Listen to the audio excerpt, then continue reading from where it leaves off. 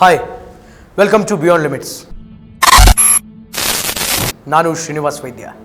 ಮೇ 21, 1991 ಭಾರತ ದೇಶದ ಜನ ಯಾವತ್ತೂ ಇಮ್ಯಾಜಿನ್ ಮಾಡದಂತಹ ಒಂದು ಕರಾಳ ಘಟನೆ ಅವತ್ತು ನಡೆದುಬಿಡ್ತು. ಇನ್ಫ್ಯಾಕ್ಟ್ ಆ ರೀತಿ ಘಟನೆ ಆಗುತ್ತೆ ಅಂತ ಯಾರೂ ಕೂಡ ಅವತ್ತು ಭಾವಿಸಿರಲಿಲ್ಲ.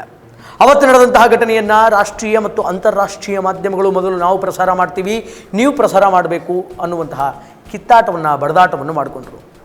ಅಷ್ಟಕ್ಕೂ ಆ ಪ್ರಕರಣ ಏನು, ಅವತ್ತು ಏನಾಗಿತ್ತು ಅಂದರೆ, ಅವತ್ತು ಭಾರತದ ಘನವೆತ್ತ ಪ್ರಧಾನಮಂತ್ರಿಗಳಾದಂತಹ ರಾಜೀವ್ ಗಾಂಧಿಯವರ ಹತ್ಯೆ ಆದಂತಹ ದಿನ. ಎಸ್, ಅವತ್ತು ರಾಜೀವ್ ಗಾಂಧಿಯವರನ್ನು ಬಹಳ ಬರಬ್ಬರವಾಗಿ ಒಂದು ಗುಂಪು ಹತ್ಯೆ ಮಾಡುತ್ತೆ.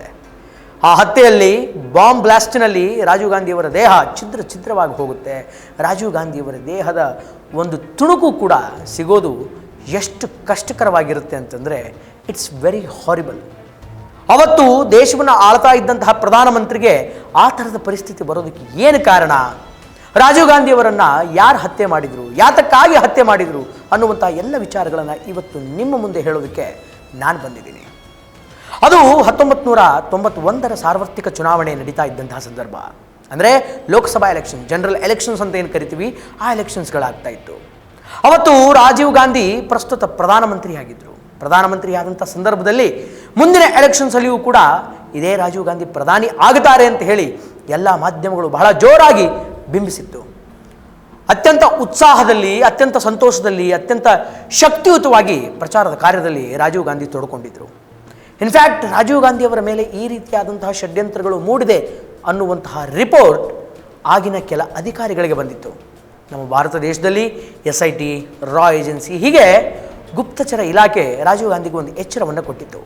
ಈ ಸಂದರ್ಭದಲ್ಲಿ ನೀವು ಬಹಳ ಓಪನ್ ಆಗಿ ಓಡಾಡೋದು ಅಷ್ಟು ಸೂಕ್ತ ಅಲ್ಲ. ನಿಮ್ಮ ಜೀವನದ ಮೇಲೆ ನಿಮಗೆ ಆಸೆ ಇದ್ದರೆ ದಯವಿಟ್ಟು ಒಂದು ಸ್ವಲ್ಪ ಸೆಕ್ಯೂರಿಟಿಯನ್ನು ಜಾಸ್ತಿ ಮಾಡ್ಕೊಳ್ಳಿ. ಹೀಗೆ ಕ್ಯಾಂಪೇನ್ ಹೆಸರಲ್ಲಿ ಎಲ್ಲಿ ಬೇಕಾದಲ್ಲಿ ಅಡ್ಡಾಡಬೇಡಿ, ತಿರುಗಬೇಡಿ ಅಂತ ಹೇಳಿ ಅವರು ಮುನ್ನೆಚ್ಚರಿಕೆಯನ್ನು ಕೊಟ್ಟಿದ್ದರು. ಬಟ್ ರಾಜೀವ್ ಗಾಂಧಿ ಅದನ್ನು ಕೇರ್ ಕೂಡ ಮಾಡಲಿಲ್ಲ. ಹೀಗೆ ಮೇ 21, 1991ರಂದು ರಾಜೀವ್ ಗಾಂಧಿ ಇದೇ ಸಾರ್ವತ್ರಿಕ ಚುನಾವಣೆಯ ಅಂಗವಾಗಿ ಬೆಳಗ್ಗೆ ವಿಶಾಖಪಟ್ಟಣಂಗೆ ಪ್ರಚಾರಕ್ಕೆ ಹೋಗ್ತಾರೆ. ಅದ್ಭುತವಾದಂತಹ ಜನಸ್ತೋಮದ ಮಧ್ಯೆ ಭಾಷಣ ಮಾಡ್ತಾರೆ, ಪ್ರಚಾರ ಮಾಡ್ತಾರೆ. ಅದಾದಮೇಲೆ ಆಂಧ್ರ ಪ್ರದೇಶದ ಕೆಲ ಭಾಗಗಳಿಗೆ ಬರ್ತಾರೆ. ಅಲ್ಲೂ ಕೂಡ ಅದ್ಭುತವಾದಂತಹ ಪ್ರಚಾರ ಕಾರ್ಯಗಳಲ್ಲಿ ಅವರು ತೊಡಗಿಕೊಳ್ತಾರೆ. ಇನ್ನು ರಾತ್ರಿ ತಮಿಳುನಾಡಿನ ಶ್ರೀಪೆರಂಬೂರಿಗೆ ಬಂದರು ರಾಜೀವ್ ಗಾಂಧಿ. ಆದರೆ ಪಾಪ ರಾಜೀವ್ ಗಾಂಧಿಗೆ ಗೊತ್ತಿರಲಿಲ್ಲ ಅವತ್ತೇ ಅವರ ಮರಣ ಶಾಸನವನ್ನು LTTEಯ ಉಗ್ರರು ಬರೆದಿದ್ದರು ಅಂತ. ಇನ್ಫ್ಯಾಕ್ಟ್ LTTEಯ ಉಗ್ರರು ರಾಜೀವ್ ಗಾಂಧಿಯವರನ್ನು ಸಾಯಿಸೋದಕ್ಕೆ ಕಾರಣ ಏನು, ಬಾಂಬ್ ಬ್ಲಾಸ್ಟ್ ಆಗೋದಕ್ಕೆ ಕಾರಣ ಏನು, LTTE ಅವರಿಗೂ ರಾಜೀವ್ ಗಾಂಧಿಗೂ ಇದ್ದಂತಹ ವೈರತ್ವವಾದರೂ ಏನು ಅನ್ನೋದ್ರ ಬಗ್ಗೆ ನಾನು ನಿಮಗೆ ಹೇಳಲೇಬೇಕು. LTTE liberation tigers of Tamil Eelam ಉತ್ತರ ಶ್ರೀಲಂಕಾದಲ್ಲಿ ಕಾರ್ಯಾಚರಣೆ ನಡೆಸುವಂತಹ ಒಂದು ಉಗ್ರಗಾಮಿ ಸಂಘಟನೆ ಇದಾಗಿತ್ತು. ವೇಲುಪಿಳ್ಳೈ ಪ್ರಭಾಕರನ್ ಎನ್ನುವಂತಹ ವ್ಯಕ್ತಿ 1976ರಲ್ಲಿ ಈ ಸಂಘಟನೆಯನ್ನು ಸ್ಥಾಪನೆ ಮಾಡಿದ. ಈ ಸಂಘಟನೆಯ ಮುಖ್ಯ ಉದ್ದೇಶ ಅಥವಾ ಮುಖ್ಯ ಗುರಿ ಏನು ಅಂತಂದರೆ, ಲಂಕಾದಲ್ಲಿರುವಂತಹ ದ್ವೀಪಗಳಲ್ಲಿ ವಾಸವಾದಂತಹ ತಮಿಳು ಜನರಿಗೆ ಒಂದು ಪ್ರತ್ಯೇಕ ದೇಶದ ಸ್ಥಾಪನೆ ಮಾಡೋದು. ಆ ಲಂಕಾದ ದ್ವೀಪಗಳಲ್ಲಿ ವಾಸವಾದಂತಹ ತಮಿಳು ಜನರು ಒಂದಾನೊಂದು ಕಾಲದಲ್ಲಿ ಭಾರತೀಯರೇ ಆಗಿದ್ದರು. ಹೀಗೆ ಶ್ರೀಲಂಕಾ ಸರ್ಕಾರದ ಮುಂದೆ LTTE ಉಗ್ರರು ನಮಗೊಂದು ಪ್ರತ್ಯೇಕ ದೇಶ ಬೇಕು ಅಂತ ಡಿಮ್ಯಾಂಡ್ ಮಾಡಿದಾಗ ಶ್ರೀಲಂಕಾ ಸರ್ಕಾರ ಅದನ್ನು ತಿರಸ್ಕಾರ ಮಾಡುತ್ತೆ. ಅದನ್ನು ಗುರಿಯಾಗಿಟ್ಟುಕೊಂಡು ಶ್ರೀಲಂಕಾದ ಸೇನೆಯೊಂದಿಗೆ ನಿರಂತರವಾಗಿ ಕದನವನ್ನು LTTEಯ ಭಯೋತ್ಪಾದಕರು ಮಾಡ್ತಾರೆ. ಆ ಯುದ್ಧಗಳಲ್ಲಿ, ಆ ಕದನಗಳಲ್ಲಿ ಅದೆಷ್ಟೋ ಜೀವನಾಶ ಅಂತಕ್ಕಂಥದ್ದಾಗುತ್ತೆ. ಹೀಗೆ ಹೋಗ್ತಾ LTTEಯ ಉಗ್ರರು ಶ್ರೀಲಂಕಾ ಸರ್ಕಾರಕ್ಕೆ ದೊಡ್ಡ ತಲೆಸುಲಿ ಆಗ್ತಾರೆ. ಯಾವಾಗ LTTE ಉಗ್ರರನ್ನು ಹ್ಯಾಂಡಲ್ ಮಾಡೋಕ್ಕೆ ಆಗೋದಿಲ್ವೋ ಆಗ ಶ್ರೀಲಂಕಾದ ಸರ್ಕಾರ ಭಾರತ ಸರ್ಕಾರಕ್ಕೆ ಒಂದು ಮನವಿಯನ್ನು ಮಾಡುತ್ತೆ. LTTEಯ ಉಗ್ರರ ವಿರುದ್ಧ ಹೋರಾಟ ಮಾಡಲಿಕ್ಕೆ ಭಾರತೀಯ ಸೇನೆಯ ಸೇನಾಧಿಕಾರಿಗಳನ್ನು, ಸೈನಿಕರನ್ನು ನಮಗೆ ಕಳಿಸ್ಕೊಡಿ ಅಂತ. ಅದಕ್ಕೆ ಅವತ್ತಿನ ಭಾರತ ದೇಶದ ಪ್ರಧಾನಮಂತ್ರಿಗಳಾದಂತಹ ರಾಜೀವ್ ಗಾಂಧಿಯವರು ಎಸ್ ಅಂತ ಹೇಳಿ ಅಗ್ರಿಮೆಂಟಿಗೆ ಒಪ್ಪಿಕೊಂಡು ಭಾರತ ದೇಶದಿಂದ ಕೆಲ ಸೈನಿಕರನ್ನು LTTE ಉಗ್ರರ ವಿರುದ್ಧ ಹೋರಾಟ ಮಾಡಲಿಕ್ಕಂತ ಹೇಳಿ ಕಳಿಸ್ಕೊಡ್ತಾರೆ. ಆಗ LTTE ಉಗ್ರರಿಗೆ ನಮ್ಮ ದೇಶದ ಮೂಲ ನಿವಾಸಿಗರೇ ನಮಗೆ ಮುಳುವಾಗ್ತಾ ಇದ್ದಾರೆ.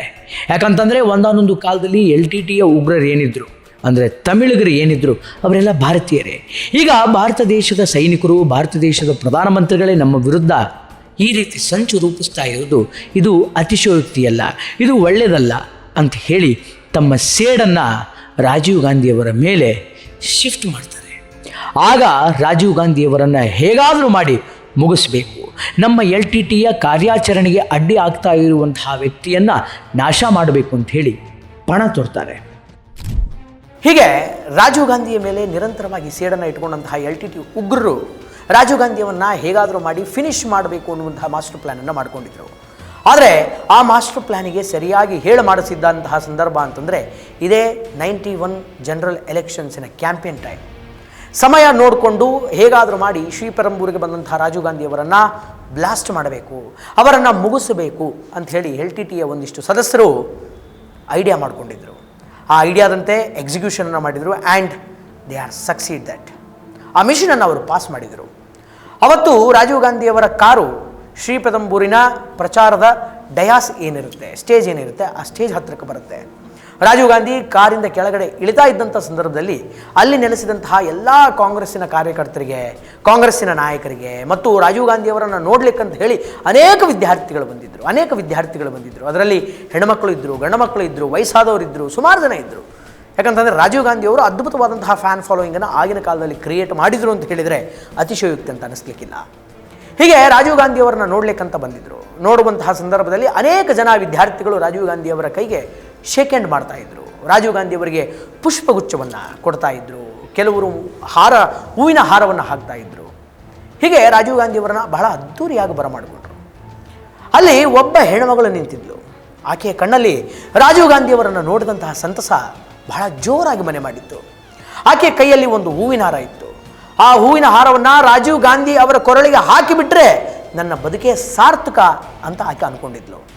ಹೀಗೆ ಆಕೆಯ ಕಣ್ಣಿನಲ್ಲಿ ಕಾಣಿಸಿದಂತಹ ಸಂತೋಷವನ್ನು ರಾಜೀವ್ ಗಾಂಧಿಯವರು ಅಬ್ಸರ್ವ್ ಮಾಡ್ತಾರೆ. ಅಬ್ಸರ್ವ್ ಮಾಡಿ ಆಕೆಯನ್ನು ಮುಂದಕ್ಕೆ ಕರ್ಕೊಳ್ತಾರೆ. ರಾಜೀವ್ ಗಾಂಧಿ ಮುಂದೆ ಬಾ ಅಂತ. ಆದರೆ ಪಾಪ ರಾಜೀವ್ ಗಾಂಧಿ ಗೊತ್ತಿಲ್ಲ she was the first world's human bomb ಅನ್ನೋದು. ತಮ್ಮ ಪ್ರಾಣವನ್ನು ತೆಗೆಯಲಿಕ್ಕಾಗಿ ತಯಾರಾದಂತಹ ಮಹಿಳೆ ಆಕೆ ಅನ್ನುವಂತಹ ಯಥಾಮತಿ ಕಲ್ಪನೆ, ಎಳ್ಳು ಕಾಳಷ್ಟು ಕಲ್ಪನೆ, ಸಾಸಿವೆ ಕಾಳಷ್ಟು ಕಲ್ಪನೆ ಕೂಡ ರಾಜೀವ್ ಗಾಂಧಿಗೆ ಇರಲಿಲ್ಲ. ಆಕೆ ಮುಂದಕ್ಕೆ ಬರ್ತಾಳೆ, ರಾಜೀವ್ ಗಾಂಧಿಯವರನ್ನು ನೋಡ್ತಾಳೆ, ರಾಜೀವ್ ಗಾಂಧಿಯವರಿಗೆ ಹೂವಿನ ಮಾಲೆಯನ್ನು ಹಾಕ್ತಾಳೆ. ಹೂವಿನ ಮಾಲೆಯನ್ನು ಹಾಕಿ ಸೊಂಟವನ್ನು ಬಗ್ಗಿಸಿ ರಾಜೀವ್ ಗಾಂಧಿಯವರ ಪಾದವನ್ನು ಸ್ಪರ್ಶ ಮಾಡಿ ಆಶೀರ್ವಾದ ತೆಗೆದುಕೊಳ್ಳಬೇಕು ಅಂತೇಳಿ ಸ್ವಲ್ಪ ಹೀಗೆ ಬೆಂಡ್ ಹಾಕ್ತಾಳೆ. ಆಗ ಅಲ್ಲಿ ಒಂದು ಅಲ್ಲೋಲ ಕಲ್ಲೋಲ ದೃಶ್ಯ ಮನೆ ಮಾಡಿಬಿಡುತ್ತೆ. ಹೌದು, ಆ ಮಹಿಳೆ ರಾಜೀವ್ ಗಾಂಧಿಯವರ ಪಾದ ಸ್ಪರ್ಶವನ್ನು ಮಾಡಿ ಆಶೀರ್ವಾದ ತೆಗೆದುಕೊಳ್ಬೇಕು ಅಂತ ಯಾವಾಗ ಬಗ್ತಾಳೋ ಆಗ ಬಹಳ ಜೋರಾದಂತಹ ಸೌಂಡ್ ಬರುತ್ತೆ. ಅಂದರೆ ಬಹಳ ಭಯಾನಕವಾಗಿರುವಂತಹ ಬಾಂಬ್ ಬ್ಲಾಸ್ಟ್ ಅದು. And she was the first human bomb blast in world. ಇಡೀ ಜಗತ್ತಿನ ಪ್ರಪ್ರಥಮ ಹ್ಯೂಮನ್ ಬಾಂಬ್ ಬ್ಲಾಸ್ಟ್ ಅದು. ಆಕೆ ಹೆಸರು ಧನು. ಆಕೆ LTTಯ ಕಾರ್ಯಕರ್ತರಾಗಿರ್ತಾಳೆ. LTTಯ ಉಗ್ರಗಾಮಿಗಳ ಸಂಘದಲ್ಲಿ ಆಕೆ ಕೂಡ ಇರ್ತಾಳೆ. ಆಕೆ ರಾಜೀವ್ ಗಾಂಧಿಯವರನ್ನು ಸಾಯಿಸಬೇಕು ಅನ್ನುವಂಥ ಹಪಾಪಿಯಲ್ಲಿದ್ಲು. ತನ್ನ ಪ್ರಾಣ ಹೋದರೂ ಚಿಂತೆ ಇಲ್ಲ, LTTಯ ಸಿದ್ಧಾಂತಕ್ಕೆ ನಾನು ಧಕ್ಕೆ ತರೋದಿಲ್ಲ, LTT ಸಿದ್ಧಾಂತ ಯಾವ ಕೆಲಸವನ್ನು ನನಗೆ ನಿಗದಿಪಡಿಸುತ್ತೋ ಆ ಕೆಲಸವನ್ನು ಮಾಡ್ತೀನಿ ಅಂತ ದಿಟ್ಟ ಹೆಜ್ಜೆಯಿಂದ ಮುಂದೆ ಹೋಗಿ ಆ ಕೆಲಸವನ್ನು ಮಾಡಿದ್ಲು. ತನ್ನ ಪ್ರಾಣವನ್ನು ಕೂಡ ಪಣಕ್ಕಿಟ್ಟು ಆ ಕೆಲಸವನ್ನು ಮಾಡ್ತಕ್ಕಂಥವಳಾದ್ಲು. ಬಟ್ ಅಲ್ಲಿ ಸರಿಸುಮಾರು 10ರಿಂದ 15 ಜನರಿಗೆ ಬಹಳ ತೀವ್ರವಾಗಿ ಗಾಯ ಆದರೆ ಆ ಬಾಂಬ್ ಬ್ಲಾಸ್ಟಲ್ಲಿ 15 ಜನ ಪ್ರಾಣವನ್ನು ಬಿಟ್ಟರು. ಇನ್ಫ್ಯಾಕ್ಟ್ ಬಾಂಬನ್ನು ಕಟ್ಕೊಂಡಿದ್ದಂತಹ ಧನುವಿನ ದೇಹ ಛಿದ್ರವಾಗಿಬಿಟ್ಟಿತ್ತು. ಕೇವಲ ಆಕೆಯ ದೇಹ ಬಿಡಿ, ನಮ್ಮ ಪ್ರಧಾನಮಂತ್ರಿಗಳಾದಂತಹ ರಾಜೀವ್ ಗಾಂಧಿಯವರ ದೇಹದ ತುಂಡು ಕೂಡ ಅವತ್ತು ಸಿಗೋದು ಬಹಳ ಕಷ್ಟ ಆಗಿತ್ತು. ಇನ್ನೇನು ಬಾಂಬ್ ಬ್ಲಾಸ್ಟ್ ಆಗಿದೆ ಅಂತ ಗೊತ್ತಾದ ತಕ್ಷಣ ಎಲ್ಲ ಮಾಧ್ಯಮಗಳಲ್ಲಿಯೂ ಕೂಡ ಬಹಳ ಜೋರಾಗಿ ಸುದ್ದಿ ಹರಡಲಿಕ್ಕೆ ಪ್ರಾರಂಭ ಆಯಿತು. ಅದಾದಮೇಲೆ ಸ್ಥಳಕ್ಕೆ ರಾ ಏಜೆಂಟ್ಗಳು ಬಂದರು, SIT ಅಧಿಕಾರಿಗಳು ಬಂದರು, CBI ಅವರು ಬಂದರು, ಮಗದೊಬ್ಬರು, ಹೀಗೆ ಎಲ್ಲ ಅಫಿಷಿಯಲ್ ಪೊಲೀಸ್ ಆಫೀಸರ್ಸ್ಗಳು ಕೂಡ ಬಂದು ಹಾಜರಾದರು. ಅಲ್ಲಿ ಸ್ಥಳ ಮಹಾಜಾರು ಮಾಡುವಾಗ ರಾಜೀವ್ ಗಾಂಧಿಯವರ ಕುರುಹಿಗೆ ಒಂದೇ ಒಂದು ವಸ್ತುಗಳು ಕೂಡ ಸಿಗಲಿಲ್ಲ. ಅನೇಕ ಗಂಟೆಗಳ ನಂತರ ರಾಜೀವ್ ಗಾಂಧಿ ಧರಿಸ್ತಾ ಇದ್ದಂತಹ ಶೂ ಒಂದು ಅಲ್ಲಿ ಪತ್ತೆ ಆಯಿತು. ಆ ಶೂವಿನ ಆಧಾರದ ಮೇಲೆ ರಾಜೀವ್ ಗಾಂಧಿಯವರ ಪ್ರಾಣ ಹೋಗಿದೆ ಅನ್ನುವಂಥ ಕನ್ಕ್ಲೂಷನ್ಗೆ ಅವತ್ತು ಅಲ್ಲಿ ನೆಲೆಸಿದಂತಹ ಅಧಿಕಾರಿಗಳು ಬರಬೇಕಾಯಿತು. ಇನ್ಫ್ಯಾಕ್ಟ್ ಅಲ್ಲಿ ಸಿಕ್ಕಂತಹ ಒಂದಿಷ್ಟು ಮಾಂಸದ ಮುದ್ದೆಗಳನ್ನು ವಿಮಾನದ ಮೂಲಕ ದೆಹಲಿಯ ಏಮ್ಸ್ಗೆ ಕಳಿಸಿ ಅಲ್ಲಿ ಪರಿಶೀಲನೆ ಮಾಡಿ ಇದು ರಾಜೀವ್ ಗಾಂಧಿ ಅವರದ್ದೇ ಮಾಂಸ ಅಂತ ಗೊತ್ತಾದ ಮೇಲೆ ಅವರ ಅಂತ್ಯ ಸಂಸ್ಕಾರ ಮಾಡಲಾಯಿತು. ಹೀಗೆ ಕಂಡು ಕೇಳರಿದ ರೀತಿಯಲ್ಲಿ ರಾಜೀವ್ ಗಾಂಧಿಯವರು ಸಾವನ್ನು ಅವತ್ತಿನ ದಿನ ಅಪ್ಪಿಕೊಂಡ್ರು ಅಂತ ಅನೇಕರಿಗೆ ಅನಿಸುತ್ತೆ. ಈ ಘಟನೆ ನಡೆದು ಕೆಲ ದಿನಗಳ ನಂತರ ಈ ಕೇಸನ್ನು CBIಗೆ ಇನ್ವೆಸ್ಟಿಗೇಷನ್ಗೆ ಒಪ್ಪಿಸ್ತಾರೆ. CBI ತನ್ನ ಇನ್ವೆಸ್ಟಿಗೇಷನ್ನ ಪ್ರಾರಂಭ ಮಾಡುತ್ತೆ. ಪ್ರಾರಂಭ ಮಾಡುವಂತಹ ಸಂದರ್ಭದಲ್ಲಿ CBIಗೆ ಒಂದು ಅದ್ಭುತವಾದಂತಹ ಅಮೂಲ್ಯವಾದಂತಹ ಎವಿಡೆನ್ಸ್ ಅನಿಸಿಕೊಳ್ಳುವಂತಹ ಒಂದು ವಸ್ತು ಸಿಗುತ್ತೆ. That is still camera. ಅಷ್ಟಕ್ಕೂ ಆ ಸ್ಟಿಲ್ ಕ್ಯಾಮ್ರಾದಲ್ಲಿ ಏನಿತ್ತು? ಎಸ್, ಅವತ್ತು ಈ ಬಾಂಬ್ ಬ್ಲಾಸ್ಟಿನ ಉಸ್ತುವಾರಿಯನ್ನು ವಹಿಸಿಕೊಂಡಂತಹ ಒಂಟಿ ಕಣ್ಣಿನ ಶಿವರಸನ್ ಆ LTTಯ ನಾಯಕ ಏನಿದ್ದ, ಅವತ್ತು ಆತ ಪ್ರೆಸ್ ರಿಪೋರ್ಟರ್ ಆಗಿ ಸ್ಟಿಲ್ ಕ್ಯಾಮ್ರಾವನ್ನು ಹಿಡ್ಕೊಂಡು ಒಳಗಡೆ ನುಗ್ಗಿದ್ದ. ಆತನ ಕೈಯಲ್ಲಿ ಕ್ಯಾಮ್ರಾ ಇತ್ತು. ರಾಜೀವ್ ಗಾಂಧಿಯ ದೇಹ ಛಿದ್ರ ಆಗುವ ಮುನ್ನ ಅಲ್ಲಿ ಒಂದಿಷ್ಟು ಸ್ಟಿಲ್ಗಳು ಆ ಕ್ಯಾಮ್ರಾದಲ್ಲಿ ಸೆರೆ ಆಗಿತ್ತು. ಸೊ ಆ ಕ್ಯಾಮ್ರಾವನ್ನು ತೆಗೆದುಕೊಂಡು ನೋಡಿದಾಗ ಆ ಕ್ಯಾಮ್ರಾದಲ್ಲಿ ಇವರೆಲ್ಲರ ಫೋಟೋಸ್ಗಳು ಕೂಡ ಸಿಕ್ತು. ಹೀಗೆ ಆ ಸ್ಟಿಲ್ ಕ್ಯಾಮ್ರಾದಲ್ಲಿ ಬಂದಂತಹ ಫೋಟೋಗಳನ್ನು ನೋಡಿದ ನಂತರ LTT ಉಗ್ರಗಾಮಿಗಳೇ ಈ ಕೆಲಸ ಮಾಡಿದ್ದಾರೆ ಅನ್ನುವಂತಹ ಒಂದು ಖಾತ್ರಿಗೆ ಅವತ್ತಿನ ಪೊಲೀಸ್ ಅಧಿಕಾರಿಗಳು, CBI ಮತ್ತು SIT ಒಂದು ಕನ್ಕ್ಲೂಷನ್ಗೆ ಬರುತ್ತೆ. ಇನ್ನೇನು 50%ರಷ್ಟು ಇನ್ವೆಸ್ಟಿಗೇಷನನ್ನು SIT ತಂಡ ಮುಗಿಸಿಬಿಟ್ಟಿತ್ತು. ಇನ್ಫ್ಯಾಕ್ಟ್ ಈ ಕೇಸ್ SITಗೆ ಶಿಫ್ಟ್ ಆಗಿತ್ತು. SIT ಅವರು ಬಹಳ ಅದ್ಭುತವಾದಂತಹ ತನಿಖೆಯನ್ನು ನಡೆಸ್ತಾರೆ. ಅದಾದ ಮೇಲೆ ಈ LTT liberation of Tamil tiger Eelam ಇದರ ಸದಸ್ಯರು ಯಾರ್ಯಾರಿದ್ದಾರೆ, ಇದರ ಸಿಂಪತೈಸರ್ ಯಾರ್ಯಾರಿದ್ದಾರೆ, ಅವರನ್ನೆಲ್ಲ ಹಿಡಿದಿಡುವಂತಹ ಪ್ರಯತ್ನವನ್ನು ಮಾಡ್ತಾರೆ. ಅನೇಕ ಸಿಂಪತೈಸರ್ಸ್ಗಳು ಬೆಂಗಳೂರಿನಲ್ಲಿ, ಚೆನ್ನೈಯಲ್ಲಿ ಮತ್ತು ರಾಜ್ಯದ ಬೇರೆ ಬೇರೆ ಭಾಗಗಳಲ್ಲಿ, ದೇಶದ ಬೇರೆ ಬೇರೆ ಭಾಗಗಳಲ್ಲಿ ಇದ್ದರು. ಅವರೆಲ್ಲರೂ ಕೂಡ LTT ಹೀಗೆ ಸಿಂಪತೈಸರ್ ಆಗಿ ಕೆಲಸ ಮಾಡ್ತಾಯಿದ್ರು. ಅಂದರೆ ಅವರಿಗೆ ಇನ್ಫಾರ್ಮೇಷನ್ ಕೊಡೋದಾಗಲಿ, ಅಥವಾ ಅವರಿಗೆ ಹಣ ಕೊಡೋದಾಗಲಿ, ಅಥವಾ ಅವರ ಕಡೆಯವರು ನಮ್ಮ ದೇಶದಲ್ಲಿದ್ದರೆ ಅವರಿಗೆ ಬೇಕಾದಂತಹ ಸೌಕರ್ಯಗಳನ್ನು ಕೊಡೋದಾಗಲಿ, ಹೀಗೆ ಸಿಂಪತೈಸರ್ಸ್ ಆಗಿ ಕೆಲಸ ಮಾಡ್ತಾಯಿದ್ರು. ಅಂಥ ಸಿಂಪತೈಸರ್ಸ್ಗಳನ್ನು ಪತ್ತೆ ಹಚ್ಚಿ ಅವರ ಹೆಡೆಮುರಿ ಕಟ್ಟುವಂತಹ ಕೆಲಸವನ್ನು SIT ಅವತ್ತು ಮಾಡಿತು. ಅದಾದಮೇಲೆ ಇಂಥವರೇ ರಾಜೀವ್ ಗಾಂಧಿಯವರ ಹತ್ಯೆ ಮಾಡಿದ್ದಾರೆ ಅಂತ ಗೊತ್ತಾದರೂ ಕೂಡ ಅವರು ಎಲ್ಲಿದ್ದಾರೆ ಅನ್ನುವಂತಹ ಸಂಗತಿಗಳು ಮಾತ್ರ ಪೊಲೀಸರಿಗಾಗಲಿ SITಗಾಗಲಿ ಗೊತ್ತಾಗೋದಿಲ್ಲ. ಹೀಗೆ LTT ಸಿಂಪತೈಸರ್ಸ್ಗಳನ್ನು ಎಂಕ್ವೈರಿ ಮಾಡುವಂತಹ ಸಂದರ್ಭದಲ್ಲಿ ರಂಗನಾಥ್ ಅನ್ನುವಂತಹ ಒಬ್ಬ LTT ಸಿಂಪತೈಸರ್ಸ್ SITಯವರ ಬಲೆಗೆ ಬೀಳ್ತಾನೆ. ಸರಿಯಾದ ರೀತಿಯಲ್ಲಿ ಆ ರಂಗನಾಥನನ್ನು ಎಂಕ್ವೈರಿ ಮಾಡಿದ ಮೇಲೆ ಆತ ಒಂದು ಭಯಾನಕ ಸ್ಫೋಟಕ ವಿಷಯವನ್ನು ಹೊರಗಡೆ ಹಾಕ್ತಾನೆ. ಎಸ್, ಅದೇನು ಅಂತಂದರೆ ಅವತ್ತಿನ ಪ್ರಧಾನಿಯಾಗಿರುವಂತಹ ರಾಜೀವ್ ಗಾಂಧಿಯವರನ್ನು ಬಾಂಬ್ ಇಟ್ಟು ಬ್ಲಾಸ್ಟ್ ಮಾಡಿದಂತಹ ಟೀಮ್ ಏನಿದೆ, ಆ ಟೀಮ್ ಬೇರೆಲ್ಲೂ ಇಲ್ಲ, ಅದು ಕರ್ನಾಟಕದ ಬೆಂಗಳೂರಿನಲ್ಲಿದೆ ಅನ್ನುವಂತಹ ಸ್ಫೋಟಕ ರಹಸ್ಯವನ್ನು ಅವತ್ತು ಆತ SIT ಮುಂದೆ ಹೇಳ್ತಾನೆ.